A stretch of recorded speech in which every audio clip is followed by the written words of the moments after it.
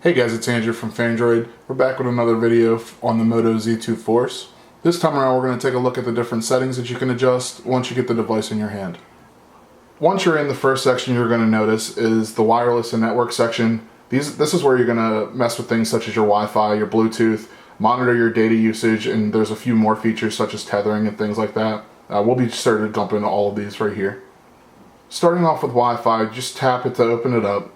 And then once it's open, you can see all the different Wi-Fi networks that are around you that are capable of being connected to, even like printers and such like that. When you're setting up your own network, you're going to want to tap the according name for the network, and then you'll just enter your password and any proxy or IP settings that you'll need to set up. And then once that's done, you'll just simply hit connect and you'll be ready to go. There's some other options found in here as well. There's a 3-button overflow and a gear icon here. Let's tap the gear icon to see what's inside. From here you can see your saved networks, reset your default networks, show a notification every time a public network is available to connect to. And the last option is to keep Wi-Fi on during sleep. This just allows you to make sure that if you have background app updating, that everything will still work fine and not eat up your data while you're passed out for the night. Moving on to the 3-button overflow, just tap that here. There's two options. It's refresh, which will automatically refresh any of the networks that you see here. And then the next option is advanced. Advanced you're likely not ever going to have to really worry about, but it allows you options such as installing certificates for security, Wi-Fi Direct, WPS push button and pin entry for connecting directly with your router. The last one is Passpoint, which allows you to seamlessly connect to a Passpoint Wi-Fi router without using a password. You can toggle this on or off depending upon if you have one of those options. The next section here is for Bluetooth. This is where you manage all of your different Bluetooth devices. When you open it up for the first time, you're going to see any Bluetooth device that's around you. It'll show up in weird numbers and letters at first. This is just for allowing the phone to identify it. Once it's identified it, it will show the actual name of it, of the Bluetooth device specifically. The cool thing about being open on the Bluetooth menu is that you'll be able to recognize any Bluetooth devices and connect to them automatically, provided that the other Bluetooth device is on and in pairing mode. You can see the toggle for on or off, but you can also do that from the notification panel here. The Bluetooth option is right down here. And in the top right hand corner you're going to see another overflow menu button. Let's tap that. From here you see the refresh. You can rename the device, meaning your phone specifically, and show any received files that you have from if you've transferred content from one phone to another. Data usage is another fun one. Starting off here, you can see that I've used 59.22 megabytes of data so far. This just accounts for the cellular data. It doesn't account for any Wi-Fi networks, but you can see more of that once we dive in. Once you've selected that option, you can see that I've used 59 megabytes of cellular data, as well as a bar graph starting from today and going until September 2nd. There's also a 2 gigabyte data warning, so if I reach a 2 gigabytes threshold, it will send me a warning telling me that I've used too much, or that I need to cut it back or something like that. Changing that's really easy. All you need to do is tap at the end of the bar here. Once you tap that, you can set your limit to whatever you want to, gigabytes or megabytes specifically, if you know specifically how much more you've got left if you need to change it mid-cycle. So you can just tap that and set it. Next thing down is cellular data counters. This just shows you how much data you've sent and received on your phone. There's no real point to ever looking at this, but you can if you choose to. Data saver could be a pretty important one, but it's likely something you're never going to mess with. It just gives different apps unrestricted data usage, regardless of whether you're trying to save data or not. And you could toggle this on or off while also selecting the different apps that are allowed to have unrestricted data access. Moving further down here, you see the toggle, just a basic toggle for cellular data. This allows you to just turn it on or off if you need to. You're not really going to ever use this unless you really need to just cut your phone off, but this is where you would do it from. Cellular data usage is the next one. Again, it just shows you how much data you used in a certain time period. When you open that up, you see another bar graph. See, I don't have much here, but it would be a bigger graph if I actually use data. From here, you can also see which apps are using the most data, while also seeing different months for billing cycles and things of that nature. And if you need to change your billing cycle, you can do so with the gear icon here. Once you tap that, you're taken to another panel. The billing cycle for me automatically starts on the 3rd of every month, and you can toggle on or off whether you want to set a data warning, the amount of data for the warning, or if a limit.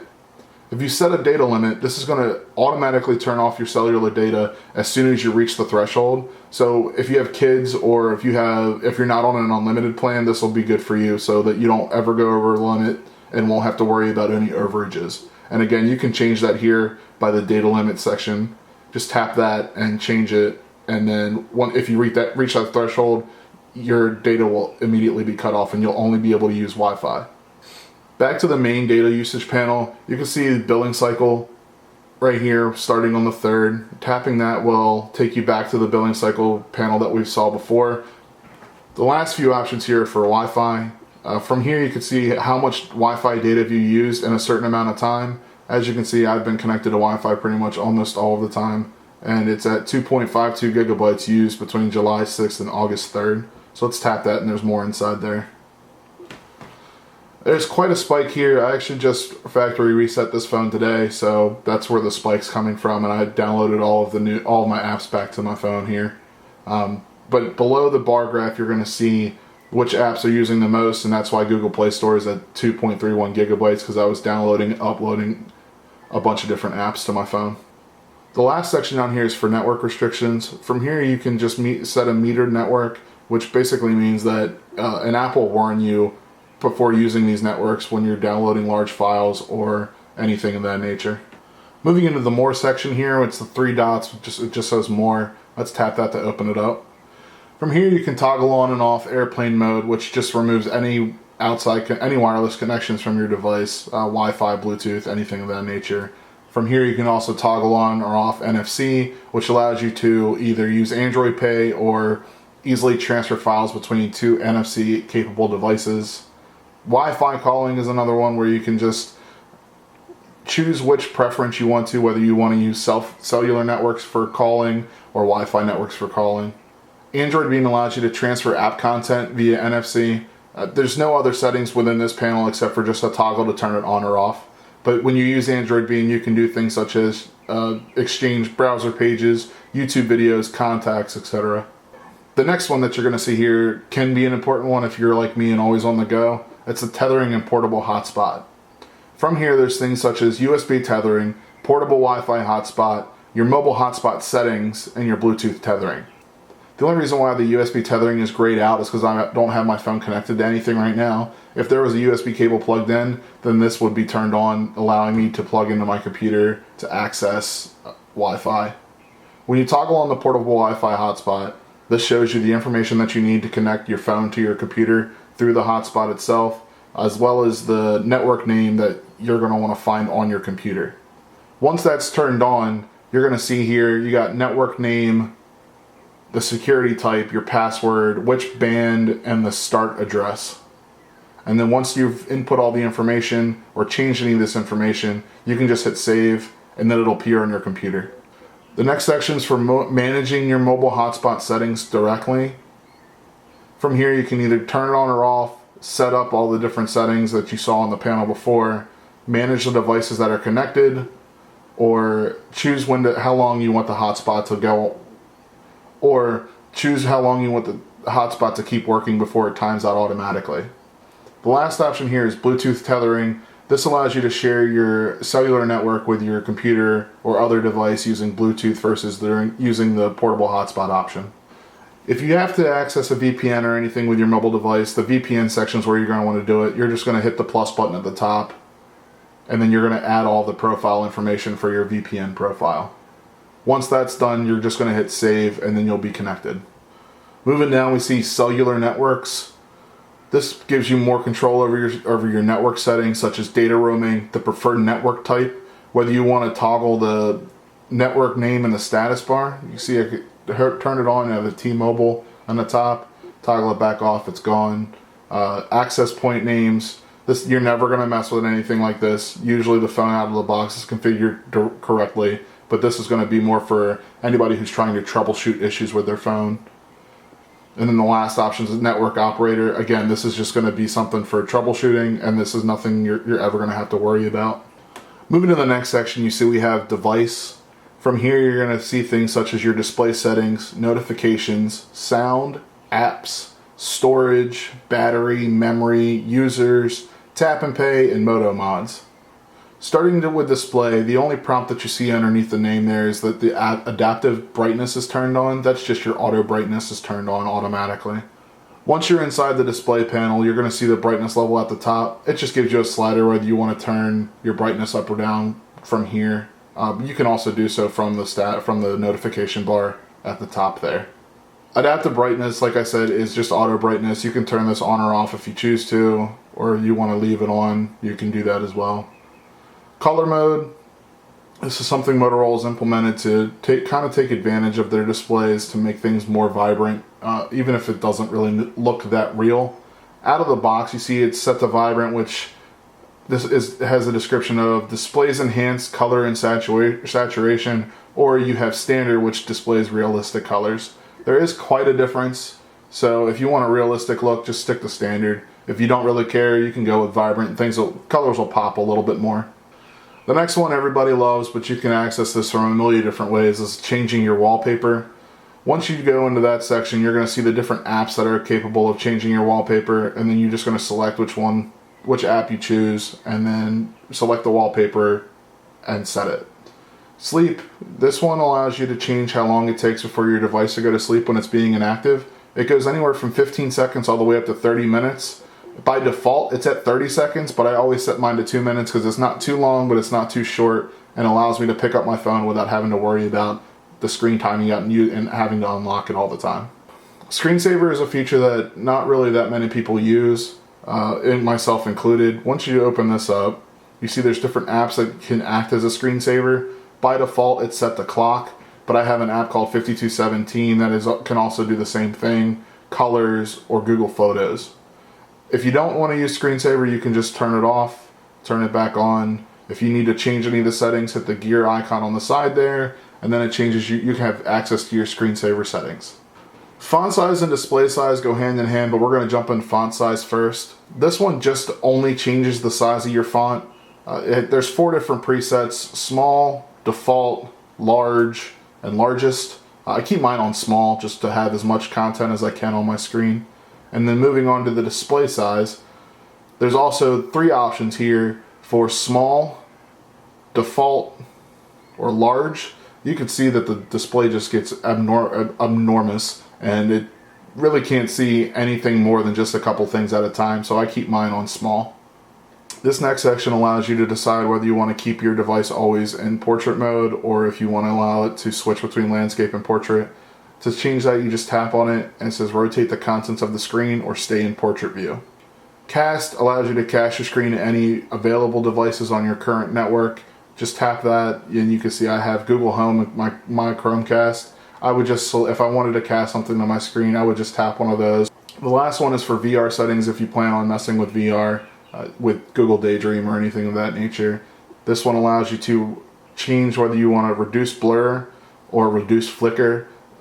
Reduce blur is set by default and is recommended, so we just keep that one checked on. After you've changed all of your display settings and everything, you're going to want to head into the notification settings. From here, this shows you all the information that you need to know about the different notifications that can be sent from different apps. Starting off, you just see a list of all the different applications that are on your device, and if you wanted to change the settings for the notifications, you just tap one, and you're given even more controls from here. You can either block all the notifications, show the notifications but don't activate any sounds or vibrations, how much content on the lock screen you want this app to show for your notifications, and if you want the app to override your Do Not Disturb, and we'll get into Do Not Disturb a little bit later. Also from this main notifications panel is you see this drop down here. It shows you all apps, blocked apps, shown silently, no sensitive content, never shown on lock screen, or overrides Do Not Disturb. If you've placed any of your apps into one of these categories, this is going to show them and group them so that you can manage them correctly. Up at the top you see the gear icon. If you tap that, it just allows you to configure notifications for all the apps at once for the lock screen. By default it's set to show all notification content, but if you tap that, you're given the option for don't show at all, show all, or hide sensitive notification content. Sensitive notification content is going to be things like text messages, phone calls, messages from like Facebook or something like that. The sound section is another fun one. Right off the bat, you can see the ring volume at a percentage. Of course, when you change the volume at the top, it doesn't show you a percentage, it just shows you a bar. But from here, you can actually see the percentage for ringtones. Jumping into the panel right at the top, you're going to immediately notice 3 different bars for media volume, alarm volume, and your ring volume. You can also toggle whether you want your phone to vibrate when someone calls you or not. Just turn it on or off if you want to. Do Not Disturb is a pretty important feature. It basically allows you to set any priority reminders or alarms when you're passed out for the night, or if you're going to an event of some sort. You can see here priority only allows, and there's options for alarms, reminders, events, messages, calls, or repeat callers. With repeat callers, this means that it'll bypass Do Not Disturb if someone calls twice within a 15-minute period, and you can just toggle that on or off if you need to. Automatic rules are presets determined by various cases, such as the 2 defaults are weekend and weeknight. So if it's like weekends, you want to set Do Not Disturb to 12 to 10, but on the weeknight you want to set Do Not Disturb to something like 8 p.m. until 7 a.m. just to make sure that nothing gets through when you're trying to go to bed at night.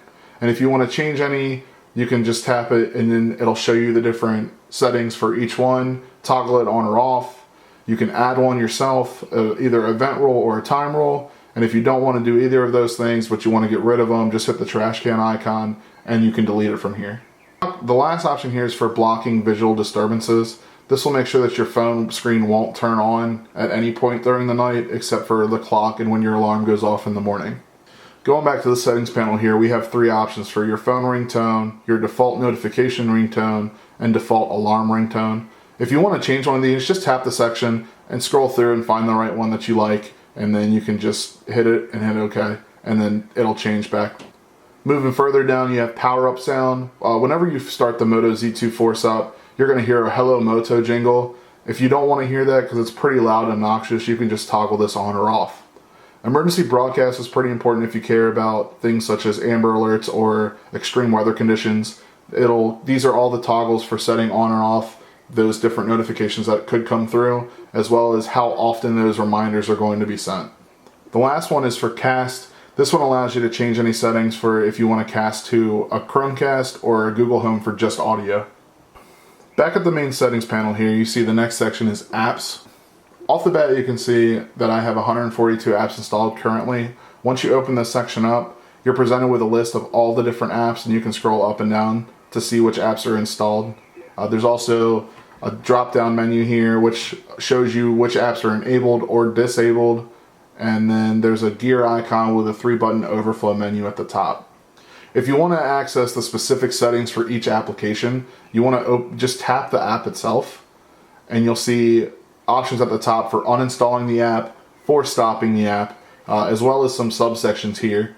The first being storage. You can see 1Password on my phone has used 27.38 megabytes of my internal storage. See how much data is used, whether there have been any permissions granted, the notification settings for this app specifically, whether you want this app to act as a default application for something, and how much battery the app has used since you last fully charged your phone. The final option that you see here is for app details. Once you tap this, it'll take you to the Play Store listing for the app specifically, where you can just see more about it if you forgot that you installed something and wanted to check it out, or if you wanted to go this route to uninstall the app specifically. Since we all like to customize our phones and use specific apps for different features, we're going to want to definitely check out the gear icon here. This is where you see your app permissions, your opening links, your assistant voice input, while also setting the default apps for things such as your home application, your browser app, your phone app, or your messaging app. If you want to change your home app, just tap that section, and then you can see the different options here. If I wanted to hit Nova Launcher, I would tap that to make that the default. If I wanted to go back to the Moto app launcher, I would just tap that, and then you go home. Same thing goes for the browser app if you had more than one installed, phone app, and an SMS app. The app permission section shows you which apps are permitted to use various features on your phone, such as the body sensor, the calendar, the camera, your contacts, your location. Just gives you some more fine-tuned control to see which apps are using things that maybe they should not use, and maybe you might want to uninstall those. Finally, if you tap the overflow menu here, it gives you two options for the show system or to reset your app preferences. Let's hit show system. This will just, once you hit show system, nothing changes immediately, except for when you start scrolling down, you'll see things such as Android Easter egg, Android services library, all of the things that you'll never actually need to mess with. But this is where you would do so if something happened and you needed to be able to do so. To get back out of that, just tap the menu again and hit hide system. The next section we're going to take a look at is storage. From here you can see that I have 24.48 gigabytes of 64 gigabytes used.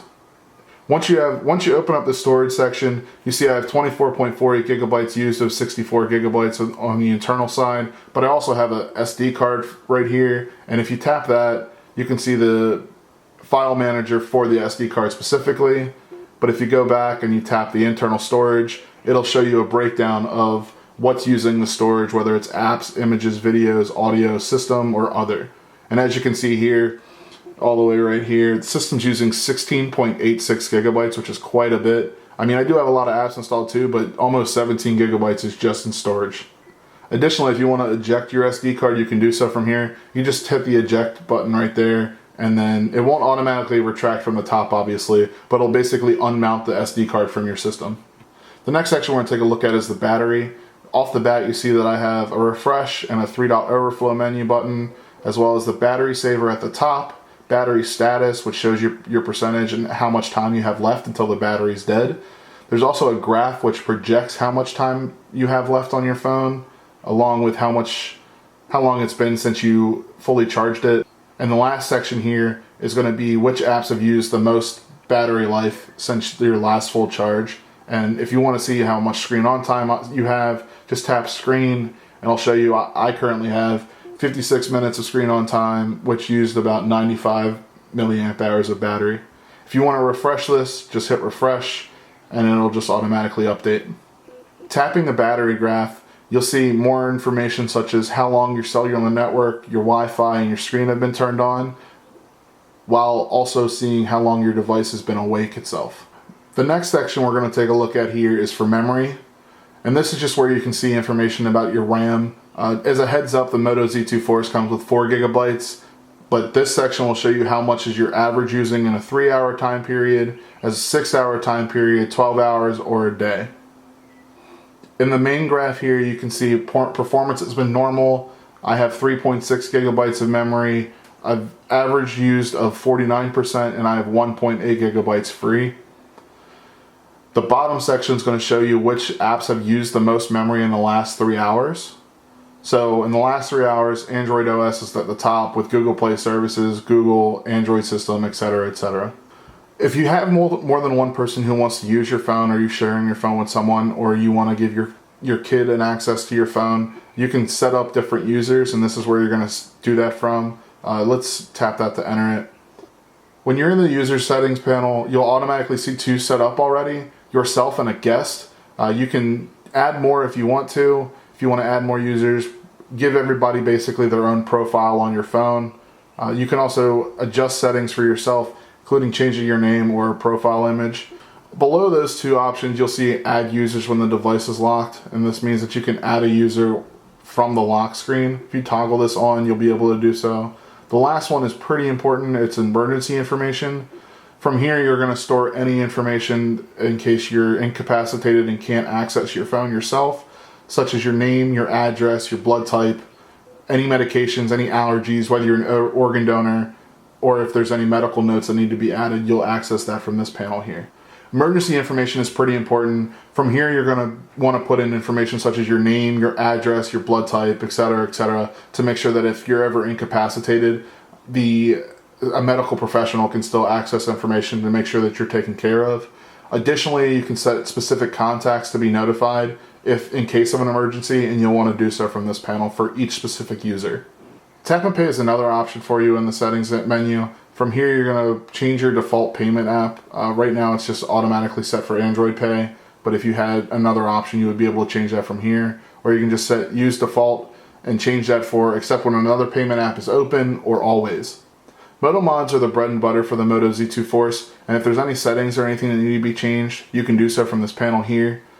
The top option allows you to explore Moto mods, which will take you to the Moto website off the bat. Help will help you answer any frequently asked questions about Moto mods. This will also show you which version of Moto mods platform you're running. And the final option is for software update preference. This allows you to download on any network or just download an update on Wi-Fi. Moving further down the settings panel, you see the section labeled personal. There's options in here set for location, security, accounts, Google. This is more nitty-gritty stuff, making sure that you're signed into everything that you need to be signed into, or that the proper sensors are turned on depending upon your location. And speaking of location, let's take a look at that section. The location panel allows you to set which applications can use the location of your device, and then as well as choosing which mode. When you're using the location mode, you can set it to high accuracy for things such as GPS, Wi-Fi, Bluetooth, or cellular networks, and this helps determine your location. Battery saving uses Wi-Fi, Bluetooth, or cellular networks, but doesn't use GPS. And then device only uses GPS, and you can change that here. However, if you do go from battery saving to high accuracy, the chances are your battery will drain just a bit faster than it would if battery saving was on. Moving further down, you can see which apps requested your location in the last. Camera, Google Play services. These are going to change all the time, especially if you always are downloading or installing new apps. And if you want to change something for that specific app, just tap that and it'll take you into the specific app settings where you can change the permissions under the permissions section. A pretty important section that we need to take a look at today is security.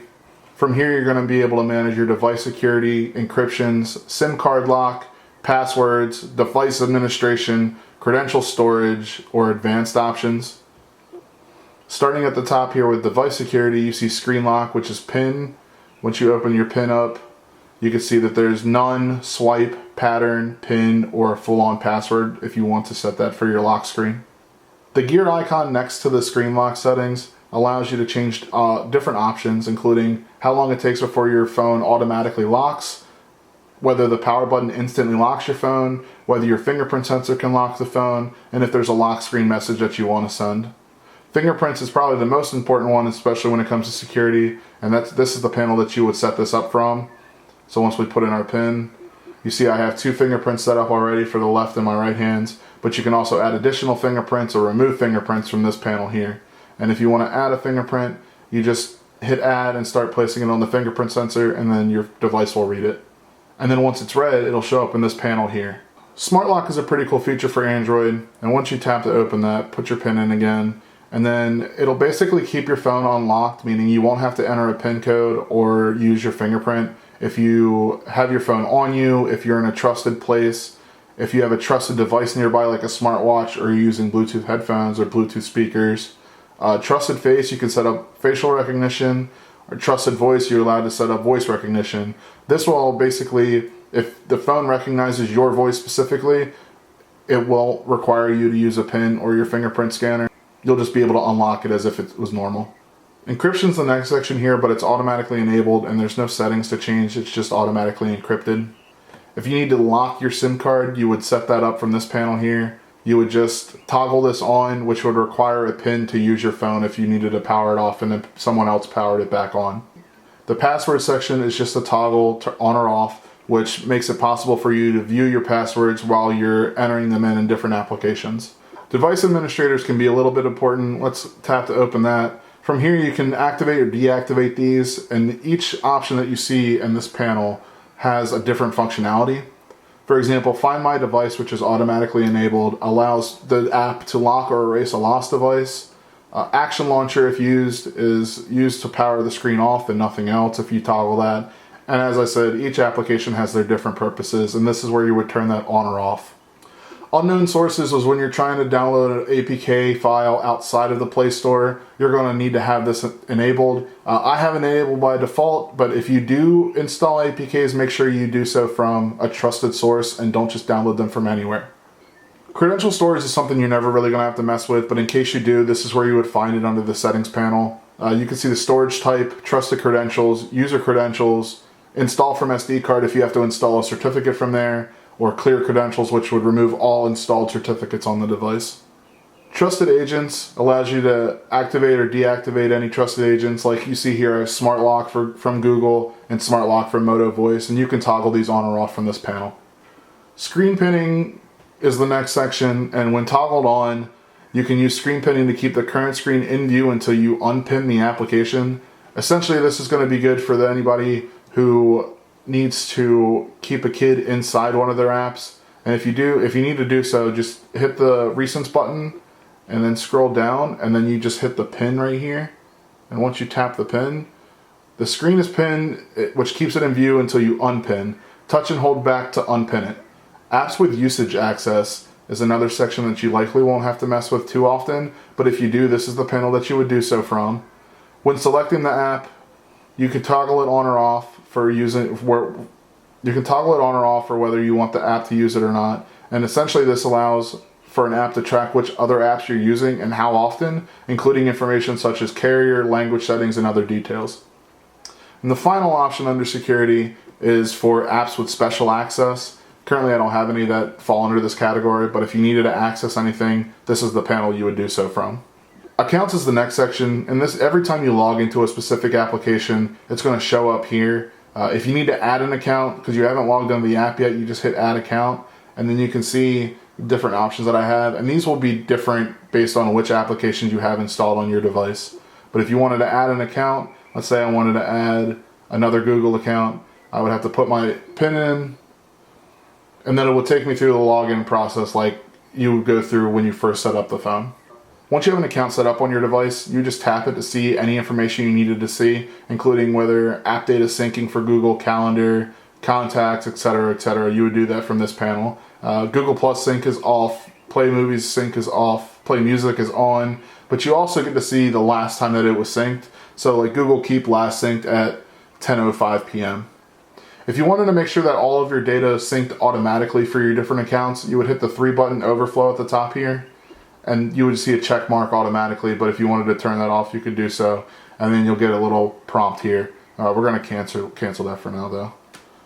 If you need to mess with any of your specific Google account settings, you're going to do so from the Google section. At the top you see Account, Services, scrolling down, and the last option you see is Developer. Starting with Account, we'll go to Sign In and Security. This is just provides your security checkup from the app itself. Password, if you need to change your password for your Google account. Set up 2-step verification, app passwords, get a one-time security code, your recovery phone number, recovery email, security question, as well as device activity and notifications, and finally connected apps and sites. The next option under account is personal info and privacy. I'm not going to open that up because there is some personal information in there, but if you needed to change any information regarding your Google account, this is where you would do it from. Account preferences is a pretty short and simple one. Just tap that to open it. You can change your language, see the amount of Google Drive storage that you've used, delete Google services, like individual services like Gmail from your account, or delete your Google account and all of the data. If you need to mess with any of your ad settings, you can reset your advertising ID, opt out of personalized ads, or view more information about ads by Google by tapping that one, and you'll just be taken to the web browser. Tapping Android Pay would take you to the Android Pay app. It's just another shortcut and take you to the settings for that. This is where you would access everything, including managing your payment methods or anything like that. The next few options are pretty self-explanatory. Cast media controls basically just allows you to toggle on or off whether you want to see the media controls in your notification bar when you're casting from a device. The connected apps section, again, I'm not going to open this one up, but connected apps just shows all of the apps that have been connected with your Google account. Data management is very simple. It's tied to Google Drive, and it says update drive enabled app files, and you can set that to over Wi-Fi or cellular or Wi-Fi only. The Google Fit section allows you to see your connected apps and services, manage your data sources, or completely delete your history. Google Photos backup. This gives you more fine-tuned control over your Google Photo settings, like your upload size, whether you need to subscribe for more storage, how you want to back up your folders, which folders to back up, whether you want to back them up while you're roaming, which you probably don't, whether you want them to only back up while you're charging, whether you want to back all of them up right now if your connection allows. The location just takes you back to the locations panel and shows you that information again. Nearby settings are pretty interesting. If you're in a location which allows it, you'll see links here that will take you to different apps or websites, and you'll get notifications in your status bar to access those from your phone. Play games is pretty interesting. It gets to show you your gamer profile and whether you want to sign into games automatically, use this specific account to sign in, and other options such as that. Or you can completely delete your Play Games profile altogether. If you don't happen to have your contacts automatically synced with your device and you accidentally delete one of them, you can hit the Restore Contacts section and you can select from which account, and you'll see from here in this section here where they're backed up to and where you can restore them from. The search gives you more options and more control over your search settings, such as Google Assistant or the Google Search app on your phone. Security allows you to see things such as a security code that is unique for your account, allows you to remotely locate this device using Find My Device, or Google Play Protect, which automatically scans any applications to make sure that they're not malware or going to infect your smartphone. The Smart Lock for Passwords automatically offers to save passwords to your Google account, and if those are saved to your account, you can automatically sign in without any issues, but you can also set apps to not be saved from this setting, including, whatever other apps you need to, like I have Asana, App Hunt, Nova Launcher, etc. The last option is for those developers out there, and this one's Firebase App Indexing, and this would just caption actions or errors depending upon the application if you chose to do so. Languages and input is the next settings option here. From here you would change your language if you needed to. You just tap the top, add a language, and then scroll through all the different languages to select which one you needed to.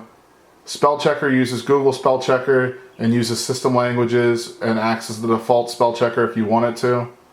But you can also set it to spell check contact names and use those names in your contact book to just make sure everything lines up. Your personal dictionary can be a fun one, especially if you're someone like me who uses inappropriate words quite frequently when texting. This is where you would want to add those words, so you would get the opposite of duck when you're trying to send somebody a text message. The next subsection is for virtual keyboard and physical keyboard. This is your input methods. When you open up virtual keyboard, you have options for Gboard, which is the default keyboard, or Google Voice Typing. And from here, you could change your keyboard settings, such as your preferences, your theme, text correction, whether you want to have glide typing, voice typing like voice dictation, access your dictionary, etc. Google Voice Typing, again, lets you set your languages, changes your Google Assistant hot word, whether you want to use it hands-free, if you want your device to have speech output, if you want to have any languages managed offline, if you want it to block any offensive words, or if you want to record audio through a Bluetooth headset if available. Also from here you can manage your keyboards, and like I have 1Password, and you can switch to 1Password keyboard really quickly to enter any passwords that you need to, and then switch back to Gboard, and then this is where you would enable that. Text-to-speech output gives you more fine-tuned control on your speech rate and your pitch. You can reset either one of those. You can listen to an example, set the default language, or access more settings, including changing the system language again, settings for Google Text-to-Speech Engine, or installing voice data for speech synthesis. The last option in languages and input is your pointer speed. You can change this, and it's just how fast you can move your finger across the screen. Motorola privacy is a pretty basic one. From here you can see you can opt into privacy controls, including whether you want to help Motorola by sharing your device usage, or if you want enhanced device support, which enables customized support and recommendations, or if you want to view Motorola's privacy policy, you can do so from this panel. Since this is a T-Mobile device, you see an option here for T-Mobile settings, which allows it to collect data for troubleshooting if you decide to. Once you're in there, there's 3 different options for diagnostics, issue assist, or personalized offers, and you can just turn these on or off if you want to. Once you try and turn one off, you'll be taken to the proper screen, and you can just hit accept or decline. The last section under personal that we want to take a look at is backup and reset. From here you have options to back up my data, back up your account, access your Google account, automatically restore, and factory data reset. With backup my data, this is going to automatically back up all of your device data, including the Wi-Fi passwords, call history, and app data, and this is where you would toggle that on or off if you want to have that access. The backup account is where all of that data is stored. So if you have another Google account here or another account you want to use, this is where you would add it or select it. If you want to back up your Google account specifically, you can access that from here. For some reason mine says disabled by your admin, but if it was enabled, this is where you would access the Google Drive backup. Automatic restore is really helpful if you accidentally uninstall an app or uninstall it and reinstall a newer version or something like that. If you have this toggled, it'll automatically restore all of your settings and everything like that you had inside of that application. The final one here you see is factory data reset. And from here, this is where you would get rid of everything on your phone if you need to set it back to normal. If you need to clear out the SD card at the same time, this is where you would do that from. The final section in your settings panel comes down to the system, and from here you have date and time, accessibility, printing, developer options, legal information, and about phone. Starting with date and time, this is just where you set your time and date, pretty self-explanatory. You can also opt to use the 24-hour format in your status bar if you choose to. You can just toggle that on or off and it'll automatically change. Accessibility is the next section here. From the accessibility panel, this is where you grant different applications the ability to do things such as allowing Action Launcher to expand the notification shade. This is only required for Samsung devices. That's obviously only a app-specific one, but there's other options in here for Tasker, your system. Again, you can change your font size and your display size from here. And there's also other options as power button ends a call, auto-rotate your screen, speak your passwords, a large mouse pointer, and things of that nature. And additionally, at the bottom, there's a color inversion option where let's see what happens when you toggle this on. Basically, everything's inverted. The white display is now black. The darker areas on the display have turned to white. And let's go back to normal. Printing is where if you had a printer connected to your device or like a Wi-Fi printer, this is where you would access that from. It's very easy and simple to do so. If there's any printers on your cloud, this is the panel that you would access it from, or you can save the document as a PDF to your Google Drive by default. Now, developer options won't automatically be enabled on any device, but this is where you access things such as enabling USB debugging. If you want to change the animation scales for things such as window, transition, or animator duration scale, this is where you would change those settings to make things a little bit faster. Legal information covers all of your legal bases, such as legal and safety, your regulatory information, any opt-out notices, Motorola's terms and conditions, your warranty information, open source information, Google's legal information, things of that nature. And the final option here is about phone. Out of the box, the Moto Z2 Force is running Android 7.1.1 Nougat, but from this panel you can do things such as check your system updates, mine's up to date. You can update your carrier configuration, check your status such as your phone number, your battery level, your SIM information, your IP address, your serial number, your Bluetooth address. All of that can be accessed from the status section. Your regulatory labels just gives you your regulatory information, including your model number and your FCC ID. The model just shows you that it's the Moto Z2. It doesn't say Z2 Force here, but it is the Moto Z2 Force. Software variant and channel just say T-Mobile. Technically, the shortened to T-Mo. It'll be different for every carrier. Hardware information, you can learn more about your RAM size, your storage, your display, the SKU, your camera, and whether it has NFC or not. Android version says 7.1.1. You can see I'm running Nougat. Also shows your Android security patch level. This one's running on the July 1st one. Open that up and it takes you to the Android Security Bulletin's webpage. This also shows you your baseband version and your kernel version. This one's the build number, and if you want to have access to developer options to change things like the transition scale, you would tap this 7 times. But since I have that already enabled, it just says, no need, you're already a developer. So that's the settings. If you guys have any other questions about this, feel free to ask in the comments below, or head over to androidforums.com and give us a heads up.